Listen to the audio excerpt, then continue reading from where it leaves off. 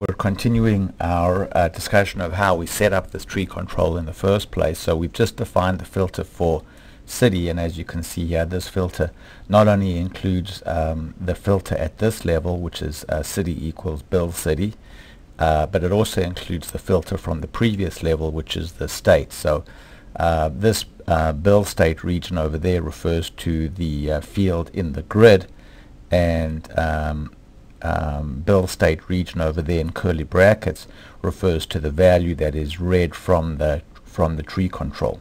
So we're going to take this now and go ahead now and define the next level of filter. So we'll go there and place in our filter, and we'll paste in the filter for the previous let's fix that.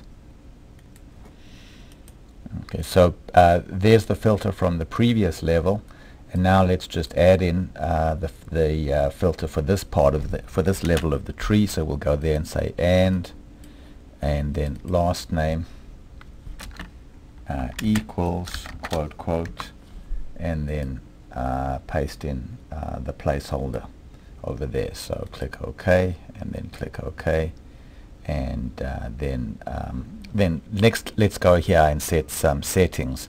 So we can go here and we can specify the width and the height of the tree control, and then we can specify whether there's a show all button which is used to remove the filter that you applied when you made a selection in the tree. So we can set the text over there, the position, whether it's above or below the tree control, its class, and inline style for the text. So let's go ahead now, click OK, and now we're getting an error telling us that we haven't yet placed the placeholder for the tree control in the master template. So we've defined the tree control at this point, but we haven't yet specified where in the grid it should be displayed. So let's go ahead here and click define the master template. So the master template controls where the different pieces of the grid are displayed and how they are related to each other.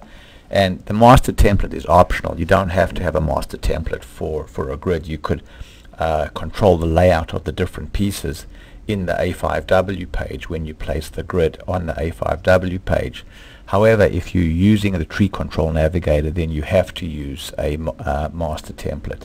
So this grid doesn't have a search part or a detail view part, so I don't need to worry about those two placeholders. I just need to worry about this placeholder, which is the placeholder for the grid, and here's the placeholder for the Tree-control Navigator itself. Now, in this particular case, I want the Tree-control Navigator to be on the left of the grid part.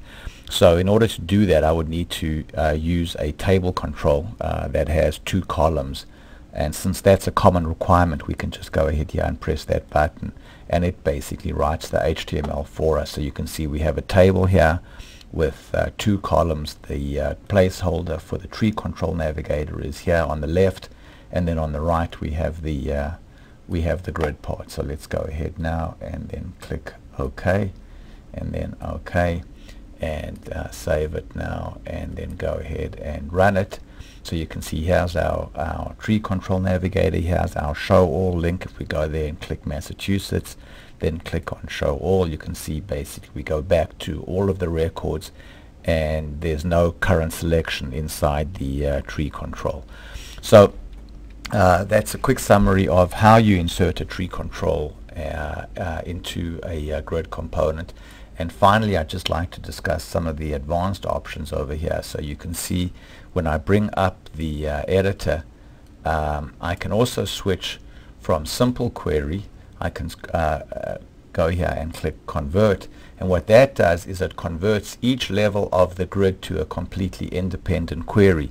So for example, the first level of the grid could be coming from a DBF, the second level of the grid could be coming from a SQL table, the third level could be from a totally different SQL table. So there's a great deal of flexibility in how the queries for the tree control are created.